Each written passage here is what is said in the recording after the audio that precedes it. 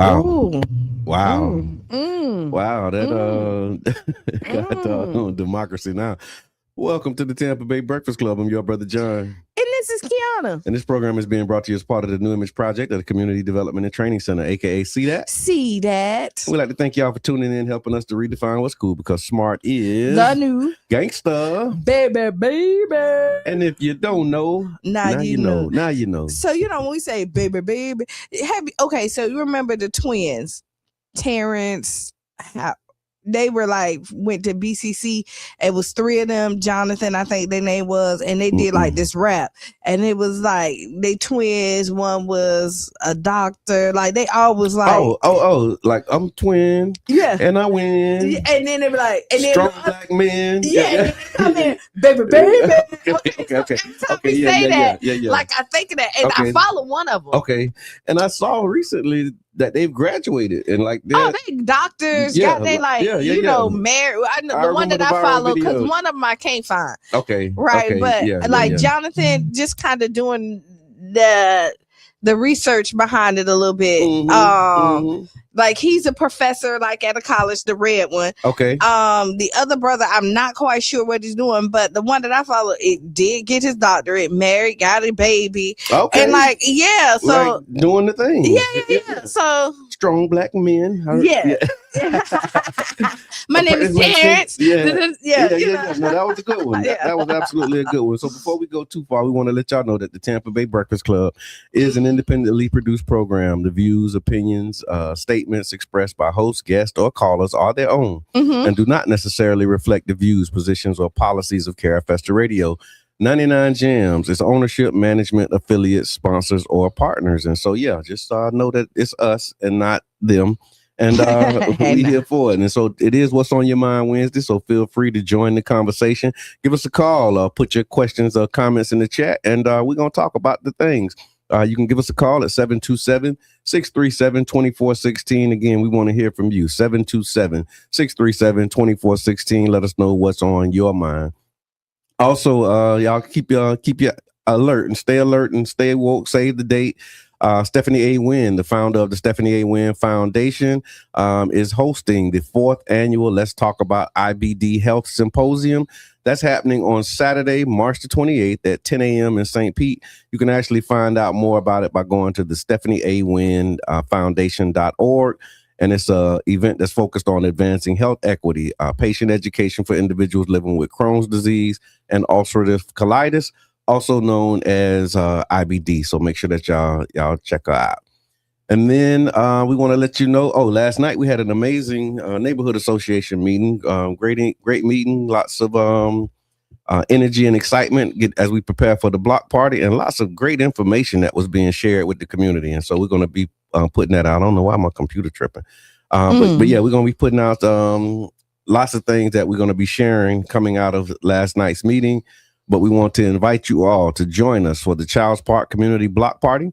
It's a fun evening where neighbors will come together and connect, build relationships, and strengthen our community. This event is a part of the Childs Park Quality of Life Initiative and the Neighborhood Resilience Collective Activation, which focuses on bringing residents together, building stronger neighborhoods through community engagement and collaboration. We're going to have a good time. Free food and refreshments, music and family-friendly games, community resources, opportunities to meet your neighbors, and volunteer and leadership opportunities as well. So we're doing it on Friday the 27th, this month. Friday after next. That's how they say it sometimes. So it's the Friday after next. And it's between Scranton Street and 16th Avenue. So pull up on me. Pull up on me. Also, if you're looking for something fun and creative to do in May, the Pinellas Diaspora Arts Project is hosting the 4th Tampa Bay Chalk Festival on the Deuces. That's happening May 2nd, right here in St. Pete. They're turning the sidewalks along 22nd Street South and 7th, between 7th and 9th Avenue into a colorful outdoor gallery. And the best part is anybody can participate. Like you don't have to have, any certain skill sets. So whether you're a professional artist or a beginner, or you just want to bring the kids out and draw on the streets and have a good time, you can be a part of it. So that'll be May 2nd. Come out, bring the family, bring your creativity, and be a part of the Tampa Bay Chalk Festival on the Deuces. You can also register as an artist if you like. Do that for real, like that's what you really do. You can go to PinellasDAP.org, PinellasDAP.org. Yes. Would you rather, Q? Oh yeah, would you rather? Go ahead. So, would you rather? Uh-huh. The Would You Rather segment is brought to you by Jerish Martin LLC. So, whether you're looking for high quality entertainment curation and top tier stage event management, look no further than Jerish Martin. Jerish Martin offers professional entertainment consulting, artist coordination, and event management services to bring your next event to life, ensuring a seamless, exciting experience for your audience. Would you rather? This one's kind of cool. Go ahead. It actually speaks to how we grew up too, right? So Lord, a little bit. So, okay. Would you rather fight to improve your the neighborhood you grew up in, or move somewhere easier and leave the struggle behind? I'm going with Alex. That's pretty easy. You think so? I mean, some people, but some people, it depends on like how bad it was, how you grew up, how you grew what up. the message was in the household. Yeah, I'm gonna probably stay. Okay. And even if I move, this is kind of like I'm gonna stay, but even if I go, I will always come back and help out. Okay. So what y'all think? Put it in the chat. Would you rather fight to improve the neighborhood you grew up in, or move somewhere easier and leave the struggle behind? What are you doing? I know I'm gonna stay and fight. Because that's what you already doing. Yeah, that's what I'm staying and fighting. Yeah. But it was a school. I mean, it was kind of orientation. Like growing up, I remember the message was like, get a job, get out of here. Get a job so you can have a better life. You can get out of here. Like move up out the hood. Go do something, but don't stay here. Like you gotta, like I don't remember people saying, once you graduate, you're gonna become a part of the community and fight to make it better. Like I don't remember that as a narrative. I remember do what you gotta do to leave. So, the misconception for me, I would say that you have to uproot, go somewhere else to build this life that you want. Yeah. Right. Yeah. I don't necessarily subscribe to that. Not saying that a new environment don't, you know what I mean? Yeah. But if you have the same mindset that you had when you're here, if you take it somewhere else, you're going to end up being in the same space that you were that you are there. That's you know right. what I mean? That's so right. like I remember when I was younger, I used to be like, oh, when I get grown, I'm up, I'm out of here. Yeah, leaving, I'm gone. Yeah. Leaving St. Pete? Yes, leaving St. Pete. Boom, boom, Did you have a destination? No. Was it Atlanta? At one point, it was Atlanta, but no, yeah. But then I thought I wanted to move in Philly. Okay. Right. My cousin Ricky went to college in Philly, and then I met a lot of connects in Philly. And then when remember the first time I was in Philly, I was at the hotel and I was like up high and looking at it, and I see the people running down the streets and the man with the boom box walking, everybody just kind of minding their own business. Right. And I was like, this is where I want to be. And culturally, it just felt like it just embraced who I was. Okay. I went up there January 11th. 22 years ago. Okay. And I said, if I make it this week, I'm packing up me and my baby. I'm not coming back. You gonna stay there? Yeah, I'm packing up me and my baby gonna go. Okay. Went there, started snowing. I thought it was amazing. Okay. Went out there, played in the snow, did all this other stuff. Next day, woke up. Yeah. Had to walk the streets. It was slush. It was nasty. I was slipping. I was sliding. I came back so sick. I said, yeah, you know what? Maybe not. No, this ain't for me. Yeah. And then the more I traveled, it made me realize that I live in paradise. Okay, yeah. Like, like I'm a beach girl, but then I'm like, I have the beach here. Right. Like, I don't have to go nowhere to enjoy the beach. Yeah. And people don't realize, because we live here, we don't realize like a lot of places don't get to see the sunset and the sunrise in the same day. Yeah. You either get one or the other. True. If you get either. Yeah. Right. Yeah. People don't get to see that. How beautiful and how lucky and blessed we are to be able to do that. True. That's right. All right. So Chevette says both. Would you rather is what we call it. However, it depends where you're from and who's fighting with you. I think that makes a difference too. Almost everywhere I lived. So I've lived a couple of places in St. Pete, right? Okay. Our family house on 16th Street is still there. Okay. The house that I basically raised Qiana in, my mom's still there. Yeah. The house that we had prior to that, we rent out. Okay. Okay. So yeah, rooted and grounded. Yeah. So fight to improve. Put it in the chat. Let us know, y'all. What would you do? Would you rather fight to improve the neighborhood you grew up in, or move somewhere easier and leave the struggle behind? Again, I remember just, especially a lot of that athlete talk. Make it to the league and become a star or whatever you was gonna do, and get out of St. Pete. That was the narrative that was told. So I thought this was an interesting would you rather. And you see all the people that's trying to get in St. Pete. True. That's true. All right, so thank you for that one. I saw that Desmond Meade from the Florida Rights Restoration Coalition is actually stepping down. Not sure how I feel about that, because I don't know what's going on with him and what's next.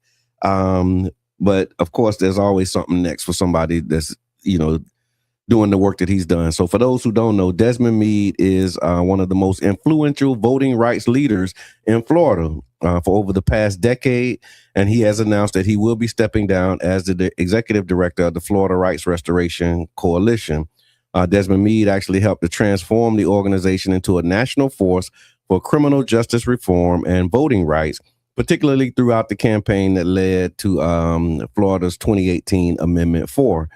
This is a constitutional amendment that restored voting rights for more than 1.4 million Floridians with past felony convictions who had completed their sentences. And we did a lot of work on that, too. We really did. We marched the streets. We got it on the ballot. And we did from the soup to the nuts, as they said. We started with the petition first.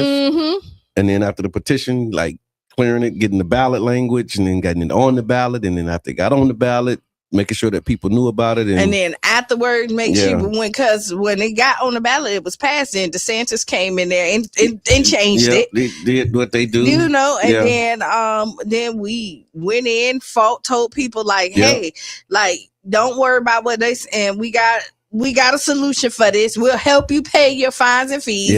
Send them to FRCC. We had a whole setup. It was like a trap. Come on in, sign up. Somebody's gonna call you. That was a great season. That really was. We had some good times in that work. We were doing a lot. I remember around that time too. It was like voter registration. We were doing census. We were doing everything.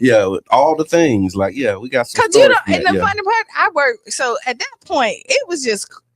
I had 3 political jobs, plus I worked for the census. We had everybody doing census. That was amazing. That was I think we might have been doing eviction diversion too at that time. So we were doing census, eviction diversion, feeding people. And at that time, y'all were at Florida Rising and before RC. Before 16th Street. Oh yeah, that was 2019. Okay. That was 19 Perk. Yeah. Did a little bit over there. And So Florida Rights Restoration Coalition, just another key facts about some of the impact of Desmond Meade. He was the leader of the voting rights. He was the face of this grassroots campaign for Amendment 4, which passed with about 65% of the vote in 2018. The measure became one of the largest expansions of voting rights in the United States in decades. His personal story was that he was once himself homeless and formerly incarcerated, and it shaped the advocacy for those who became known as returning citizens. That was another part of it, going from ex-felons to returning citizens. And I remember in the early days, right, when we were workshopping the language, right, we were doing this just to show you the intentionality. Good morning, Miss Teresa. The intentionality of it, I remember when we started changing the language of how we did it, because in the early days of the campaign, we were saying, it was like a right and people deserved the right to vote and all of that, but it just wasn't resonating with certain demographics. And so I remember doing workshops and focus groups, and then we landed on second chances. And so that's when it became like, we believe in second chances. And so that second chance narrative, but I remember the whole journey of like, we served our time, we deserved the right, and then we would make calls, and again, certain demographics were like, it's not a right, it's a privilege. And it's like, oh, okay. But until they see, but you know what? But then it was like, we believe in second chances. And then when they hear, because they have, they feel like they're privileged and that they should automatically get it. So when you say it's a privilege for others, but not for them. Right. So when you say second chance, because everybody, even though we know the incarceration rate is not equal by far, but every family has somebody that has dealt with the law in some form or fashion. Yeah. And when you think of your child that's been locked up and now got a felony that cannot vote. Yeah. And when we started doing it again, when you think felons, because of the way that this system has been designed, you automatically think black people. But when we were doing that campaign, man, I met some felons who, if you saw them in the street, you wouldn't know. It was like Snoop Dogg and Martha Stewart. Yeah. And you would think that Snoop Dogg was the convicted felon. Yeah, but no. When really it was Martha Stewart. Because their crimes are different. Yeah. But she was the felon and he wasn't. How about that? And so with me, he said he plans to step away from after more than a decade of leadership to spend more time with his family and to move into a new chapter of his life. His departure, they're saying, it actually raises questions about who's going to lead the organization next and how the movement will continue its advocacy moving forward. And so shout out to Desmond Meade, man. Thank you for your service and what you've done for voting rights in the state. He pulled up on the bus, remember? Yeah, I remember when they at the Trop and all. We good times. Oh yeah, good times. So this Florida DEI ban is moving forward. It's actually continuing. Oh, and I wanted to say this too, Miss Teresa. Thank you, because Miss Teresa also helped us do phone banking. Miss Geneva Gibbs was doing some canvassing, and so like we had like all hands on deck, and so I saw the good morning, Miss Teresa. It's not lost on me, and her reason for doing what she was doing was very personal. Yeah, and so I appreciate that, because and she told her story on here, so it was very personal, and she was locked in, like she was doing all the things. She was like on every set, spreading the word, like really, really like locked in and helped to make that movement work here in St. Pete. So thank you, and to all of those who helped us as we were doing that. I appreciate your service and your participation. So what's next? There's a major move happening in Tallahassee that we already know, that we've heard about, but it's actually moving forward, and it could directly impact cities like St. Pete, of course. So lawmakers are pushing policies that would limit or ban local DEI programs. And the big question is, what happens to programs that are designed to help people who clearly need it the most? And so what the policy is about, in simple terms, the state is saying that local governments should not create programs that specifically target certain groups of people based on race or gender, etc. Instead, the push towards treating everyone the same and removing programs that are seen as giving special advantages. So go ahead. No. Finish. Because at this point, should we just eliminate everything? Like, okay, so if you're saying that, because everybody don't celebrate Christmas. Like, so when you open this can of worms, because there's a group of people that don't celebrate Christmas. So do we now in the Christmas parade? But no, you don't see that as special privilege or singling out because you feel like the masses are Christian. Yeah. Right? But no, you have... They just did the St. Patty's Day. I wonder if the Pad Fest is going to be... But those are the things that you're thinking about, like, Easter, everybody. So do we eliminate... and that will be my rebuttal. Like, so are we eliminating everything? Well, equity and I guess inclusion. This kind of goes back to Professor Max. Post the other day was how they've made like their things the standard and normal. Yeah, but you're arguing anything that's not their thing is not normal. But that's the argument now. Since they can flip it, we can flip it too. they flipping it back because that's what happened. No, that's, but that's now how we got flip these it. programs because we flipped it, and now they and it back. Now we flip it back. So okay, you want to take ours, we need to take yours too because we want to be equal. So like, that's if what we they can't said. You have, already did. They said when you flipped it, you took theirs, and now we're gonna flip it back. Carla, we're talking about this. Coach DEI. G, go ahead, talk. Grand Rising. Let me tell you something. One of the things that I think we need to do is go study how apartheid came apart in South Africa. Okay. Because what happened was the white people, when they started giving the black people freedom and advantage, the white people went to the bottom and they didn't like the bottom. Okay. They were like, wait a minute. Why is this happening? So the understanding of how cycles change. Okay. And so if DEI is going to go away, which we know people that didn't look like us got great advantage from it, then we need to look at how we can be empowered within our own communities to create things that are ours. So since you're not interested in giving us the opportunity, let's plug back into ourselves. I think it's an incentive for us to plug back into ourselves. It's an incentive for us to turn back at each other and say, well, they ain't going to give us reparations. They ain't going to give us this. They just ain't. Yeah. So how about we plug back into ourselves? That's my message around that whole. Forget about it. Forget about it. Thank you so much. That's Elijah Muhammad's message too. He said, "Do for self or suffer the consequences." So Sharonda says, "But why we need them to make our decisions on what we celebrate?" So we don't. So here's the thing: it's bigger than celebrations. Celebrations is just a part of it, right? Yeah. And so what some of the impact is, like affordable housing, for example. So programs that will be impacted are not just like Pride Parade, MLK, and Juneteenth. Right. That's kind of how they positioning it to make it, fit the narrative of the superficial stuff. Yeah, like saying that's how they doing with the culture wars. Right. That's superficial stuff. And that's stuff that we can do anyway, right? Like we did it for years without their permission. You know what I mean? I think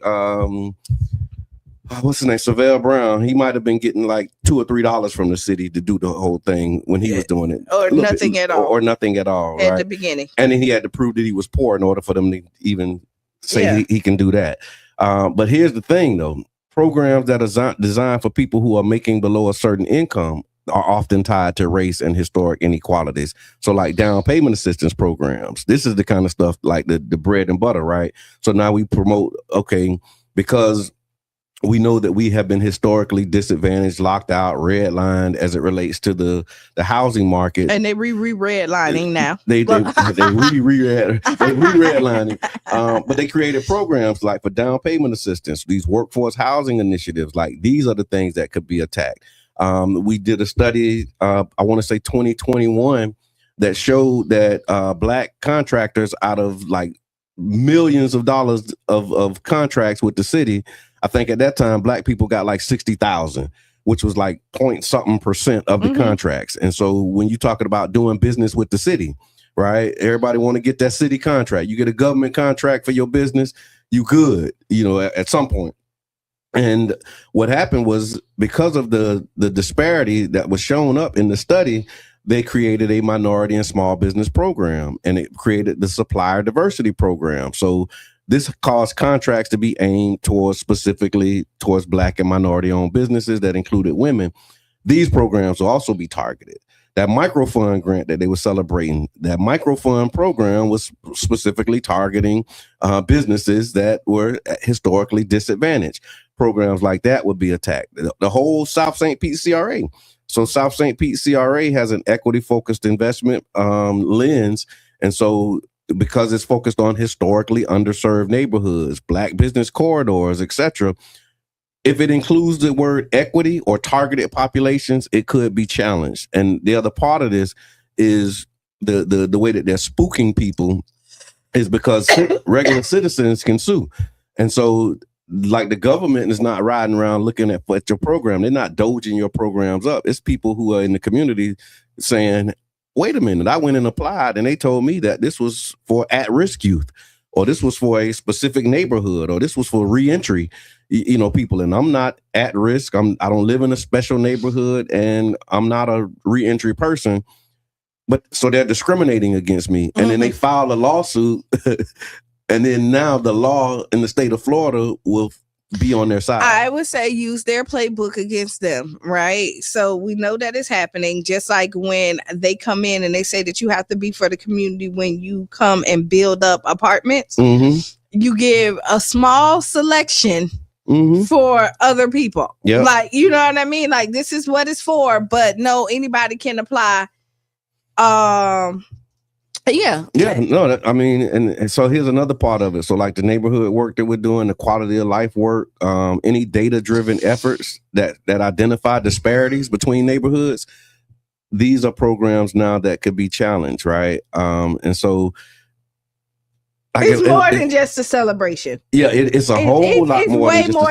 And again, they always paint the picture to think that is. Yeah. Oh, it's no big deal because it's just Juneteenth, or oh, it's no big deal. It's just Pride, and some of us like been saying that too. Well, they give that money to Pride, they don't give it to us, so we okay with them, not doing that. Some of us, you know what I mean. Just being real with you, right? Is people in the community who may not know that, like Black people would be all right. A lot of Black people would be all right with them defunding Pride for real. And so when you hear that, it don't cause you to like go up in arms. Oh, what?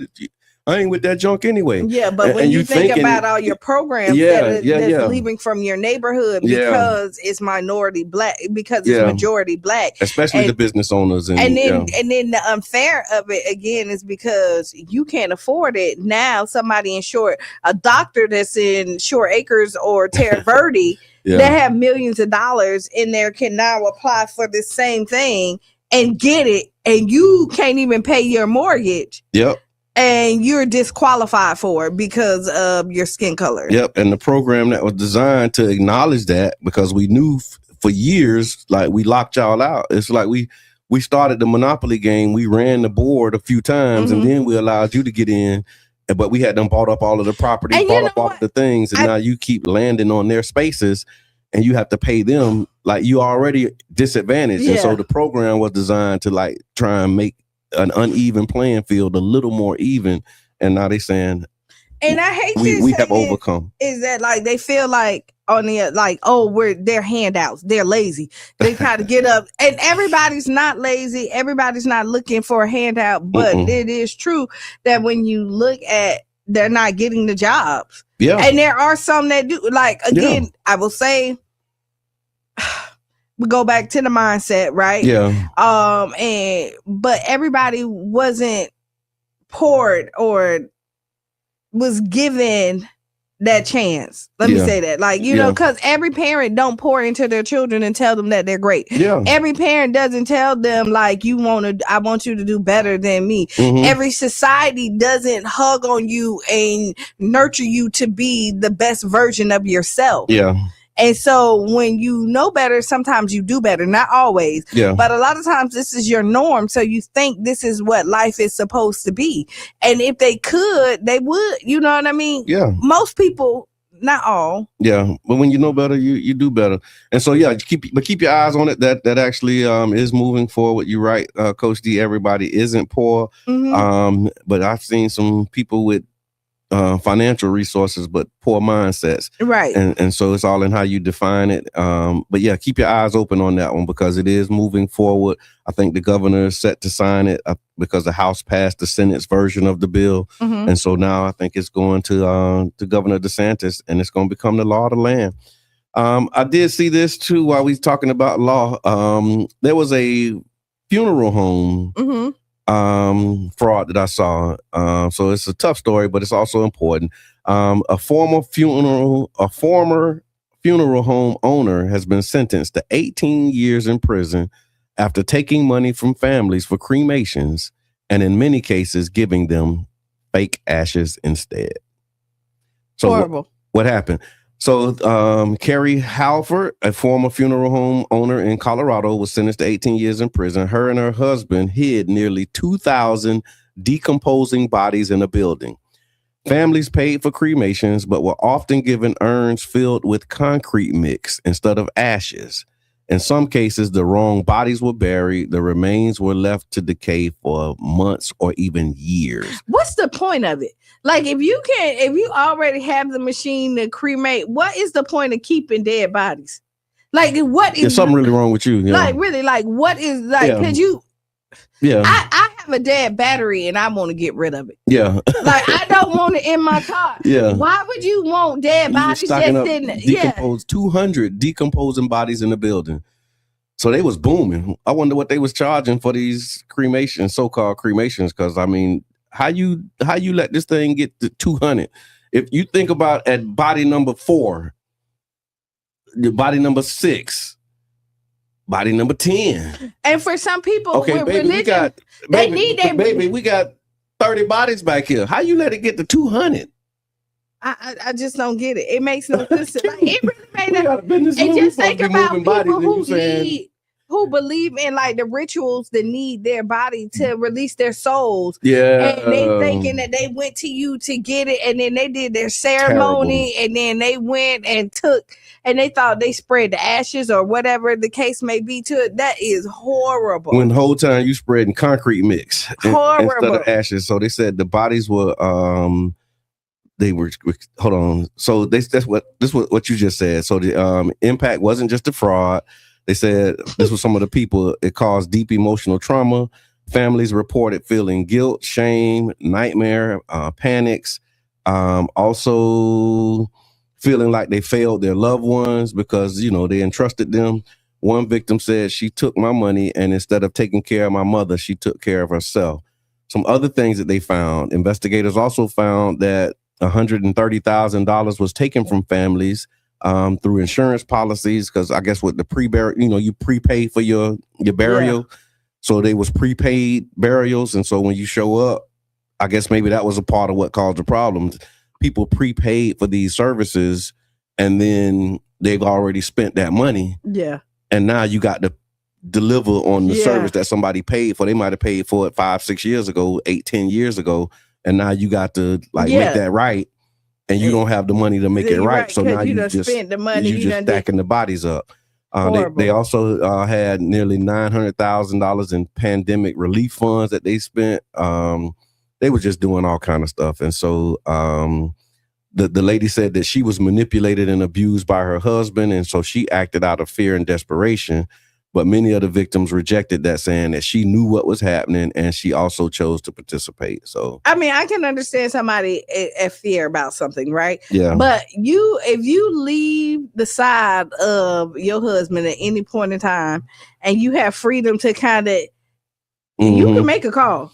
You can send out a bat signal. You can tell, I can see if you're locked up. Blow the whistle or something, yeah. But if you have the freedom, because honestly, you be like, somebody walk in, you about to like get out or something. Like you be mouthing, using signals, like winking, nodding, something. But one of the questions that came up too was like, how do you, like, if this happens to you, how do you even begin to heal from something like this? Like knowing that now it's out. Now that box that you got or that urn that you got is not your loved one. Like, how do you navigate the healing process after something like that? I mean, once they know the bodies that's in there, right? Mm-hmm. Then somebody can make it right. Because they still got to be taken care of. 200? DNA will tell you who they are. Okay, yeah. You know what I mean? You have now you go through the process of doing like a proper burial, doing a proper burial and redoing it, which then brings a whole nother wave of trauma. Yeah. And grief that hits you again because like once death hit, there's stages that you kind of go through, and now that reopens and may start that up. What if it's it's so much in my mind right now. Like you were saying, just with, just certain rituals and certain ways that people do things, like that'll send you spinning for real. And let me tell you, people will attach stuff to it. Like if you thought you did something right and then like all these bad things were happening to you. Yeah. And now you can pin, that's the reason why like people will pin it on that. Yeah. So at least they got some measure of justice. Again, the 18 years in prison is what they got for it, and hopefully that these families can find some relief. So, President Trump. Okay. Mr. Wig himself. Yeah. So he done got Russia kind of talking again now. So it was an international news story. He's getting some attention after he made comments suggesting that the U.S. should consider taking or having a stronger control over Cuba, which quickly drew a response from Russia. So what was said? So during some recent remarks, Donald Trump floated the idea that the United States should take a more aggressive stance towards Cuba, language that some interpreted as suggesting greater U.S. control and influence over the island. The comments were not formal or not a formal policy proposal, but you know how he do. It don't have to be. And it sparked concern because of the historical sensitivity around Cuba and U.S. involvement. And so Russia immediately responded. They said that they warned against the interference in another country's sovereignty. They warned against escalating the tensions in the area. And Russia has maintained diplomatic and economic ties with Cuba. So it has a stake in how the situation develops, because another part of this mix is when they took the oil from Venezuela. You know, they went over there and was like, run me that, got it. And so now Cuba depends on a lot of that Venezuelan oil, and America is controlling the flow of that.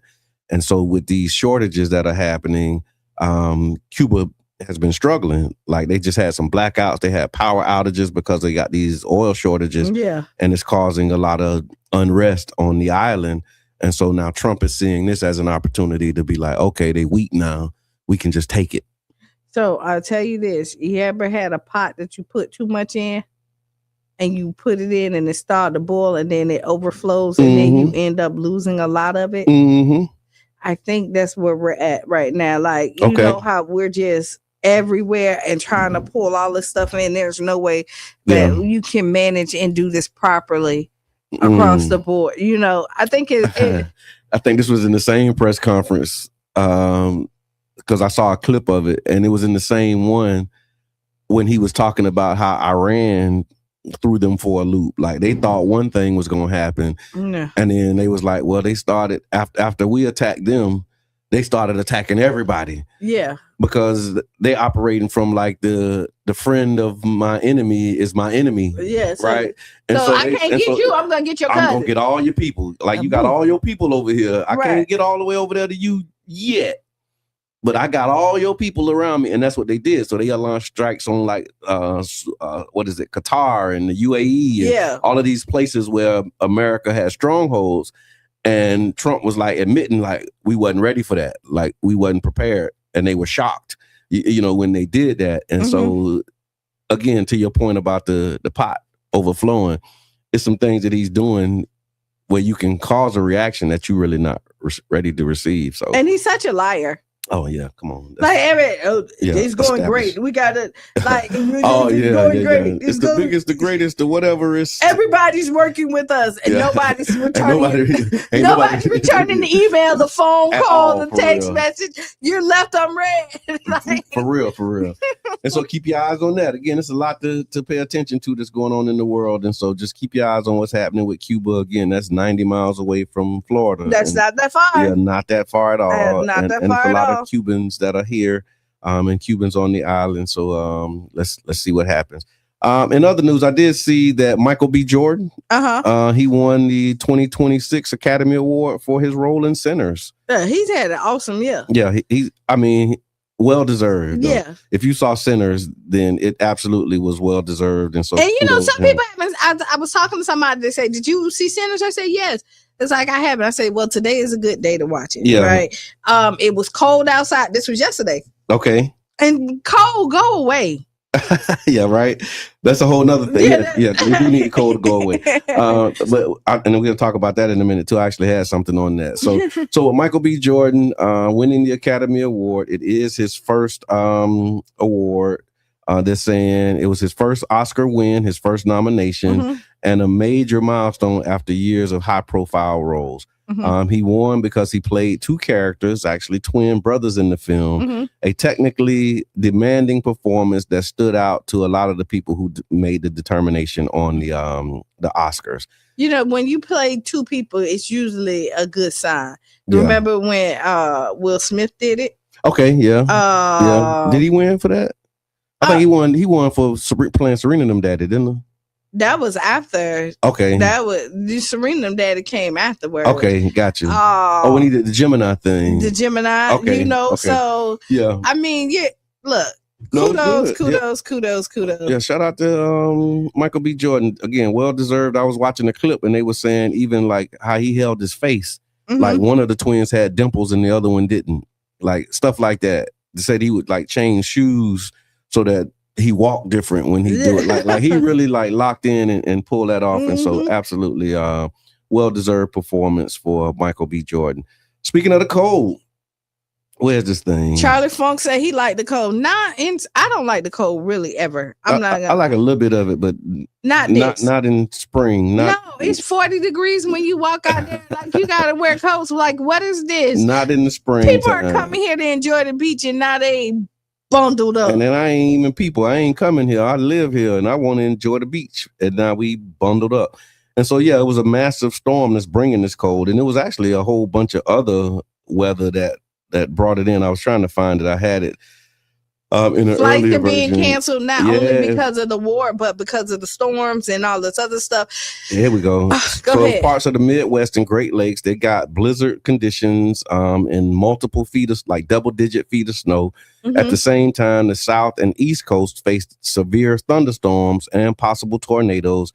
Over 100 million people are in areas that were at risk of the storm. Winds of 60 to 75 miles per hour, which are strong enough to knock down power lines and outages. And hundreds of thousands of people had already lost power. Flights have been canceled. Travel is dangerous. Flights being rerouted. I saw one of my Facebook friends said that they had to go somewhere else because the flight to where they were going was just canceled. And so, yeah, they're calling it like a triple threat megastorm, blizzards, thunderstorms, powerful wind. And then I even saw something where it was like heat on the West Coast. So it's like biblical type. When the earth don't like what you're doing. Yeah. This is what it does. Shaking off its burden. It do. Yeah. I was watching, this is how God and earth like reposition stuff. Yeah. I was watching this documentary. Yeah, I know y'all. I've told y'all that like I'm into like the wild and looking at all those documentaries. Nature, yeah. Yeah, I watch all those. It's you just and your twin flame. Yeah. Twin flame was that was last night and the night before. Watching under the water because that's it's like it's some stuff under that water. They don't know what's under that water. Oh, okay. And we was watching the thing with like. It's so neat. It's like y'all twin flames for real. But go ahead. I'm sorry. But this is the way that it resets itself and do things like that and get rid of some things that the earth don't want and shake it off, do whatever. Get your life together. Get your life together. Get your life in order. Prepare for these storms. And that's another part of the block party, right? Yeah. And why we doing that? Because with this severe weather phenomenon and all of this stuff that's happening, you want to be prepared. And if you're not prepared, your chances of making it through are greater. Because you see the calm before the storm. Last year we had no storm. Yeah. Like it was like quiet. Yeah. So and the year before it was grace. We had a lot of grace last year. And so so we don't know what's gonna happen. So you want to be ready. And then because it's already raining more than it did last year already. Like you said, it's 40 degrees the third week of March. Like what we talking about, Willis? Yeah. So just be prepared, and we're going to help you prepare. That's part of what we're doing with the block party, helping you get in contact with your neighbors, helping you identify where the resources in the community are. So if there's food, if there's power outages, if there's transportation barriers, if there's anything that you need to know, not everything, but as much as we can get to you, we want to make sure that we're connected in the event that something, severe happens. We do have Ask Qiana. All right, let's ask her. We'll do Ask Qiana. Let's ask her. We'll ask Qiana in the last 7 minutes that we have here. We do have a caller. We're gonna take this one, or we're gonna do Ask Qiana because we only got a few minutes. So. Go ahead, do the Ask Qiana. Okay, so Ask Qiana is brought to you by the One Community Grocery Co-op. OCGC.coop is a way that you can support. So, dear Qiana, I was done wrong by a family member, not something small. Something that really hurt me and changed how I see them. I keep hearing that I need to forgive and that it's for my own peace, and I want that. I don't want to carry this anger forever, but every time I think about what they did, it still hits me the same way. My question is, and it's like multiple questions. Okay. My question is, do you have to forgive family just because they're family? Is forgiveness always necessary for healing, or is it okay to move on and protect your peace without fully letting it go? And what does holding on, at what point does holding on become harmful? And at what point does forgiveness feel like letting someone off the hook? Okay, so kind of because you did ask a whole bunch of questions. You did. Okay, so forgiveness is really yeah. for you. That doesn't mean that you let them off the hook. Like you can still, like I can forgive you and still punish you. Coco, what's you know up? what I mean? I can forgive you and not let you in my life. Like, okay, like I'm not finna harp on it. We're not finna talk about this anymore. You do you, you do me. That doesn't mean that you have to have them in your circle. Okay. Family, it don't matter who they is. This is your world, your orbit, and you determine who is a part of it. You give the grace to who you want to give it to, and who you don't want to give it to, you don't have to. Okay. Now where it comes is you can forgive, but it's not up to you to make them feel okay with the things that they did to you. A lot of times you want to go and make, like, you forgive me and you want me to be happy with you again. You want me to make it, I understand like why you did that. No, I don't understand, but I forgive you, but you can't never do that. You can't never get that close to me again. Yeah. Because I'm never going to allow you to hurt me like you did. Right. Like I can forgive, but not forget. I think that's really the best way to do it, because you want to learn the lesson, right? Yeah. Yeah, you want to learn the lesson, and I think that's the if you can remove the pain from the experience, but still have the benefit of the knowledge that come with it, like I think that's wisdom, and that's how you grow. Yeah. But what happens is when you hold in the emotions and the energy of it. That's when it's a problem, right? And what happened is you get stuck at that time. Yeah. And you allow somebody else to control your emotions, your happiness. So whenever you go somewhere that trigger you, like they're going on with their life, they ha ha ha ha, and you got the mean face. You're uncomfortable. You know what I mean? And then so this is what it says: is forgiveness always necessary for healing? I think so. Okay. But that looks different for everybody. Is forgiveness always necessary for healing? Like, do you have to forgive in order to heal? And I can't tell you what that looks like for you. Okay. Right. That's just coming like, and I mean, being real with yourself. Like, you know what? You're just a bad person. Yeah. You know what? I'm really a forgiving person. I just thought about it in this moment. Like, I forgive a whole lot.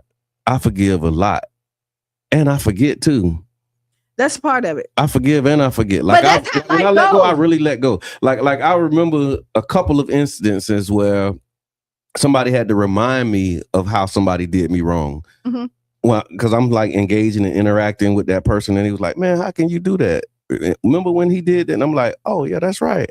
He did." But you want me to tell you? I forgot all about that. But a lot of times when you're upset and this is why couples, like, you get in this big old argument. Yeah. And then as time go on, you realize like it really wasn't that big. You made it bigger than what it was at that point in time. Yeah. And then like you.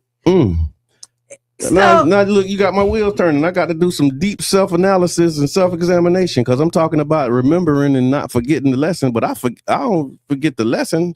But I forget the experiences. Like it's a lot of stuff. Why would you you like it's a lot of people who've done a lot of things to me that you would think that I would remember and I would hold, but I don't have no capacity for that. No, like, because I you cannot stay hold it. stuck there. And Yeah. what happened I is you're just move always on. when Yeah. you stay there Yeah. and you're always looking for the I person might need to do sit it. down on somebody's couch and just kind of run through some of this You're stuff. okay. Yeah. Yeah, Because I forget a whole lot of stuff. But that's okay. Because look at where you I don't be remembering cute. Like I really don't be remembering. It's okay.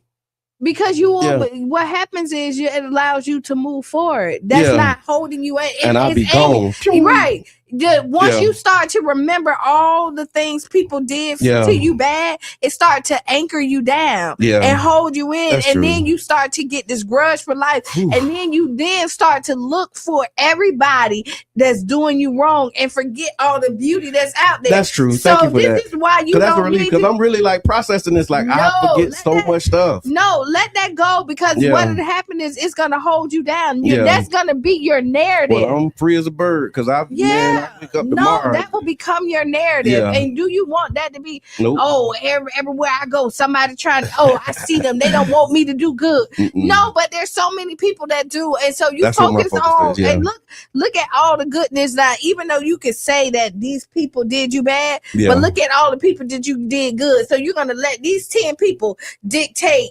When you got 100 that did you good. That's true. Yeah. It's people that's operating in that space, and I'm glad I'm not one of them. But thank you for that, Q, because I was like, I just had a moment, so I appreciate it. They don't dig up if it's not holding you back. Absolutely, Charlie Funk. It's not. It's just interesting because I'm up here preaching one thing, but I practice something different because I forgive and forget. I move on.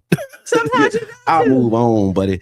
And so and it'd be interesting because I see people who maybe think that I haven't moved. You know, when people be like, I guess they call it funny acting.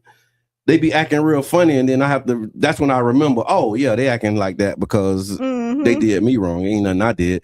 But anyway, y'all, thank y'all for tapping in. Thank y'all for tuning in. It's 9:00 and already it goes fast when you're having fun. And so we got a lot of great things coming up. Make sure that you tap in on Freestyle Friday. We'll see y'all then. If you missed the earlier part of the show, go back and check it out.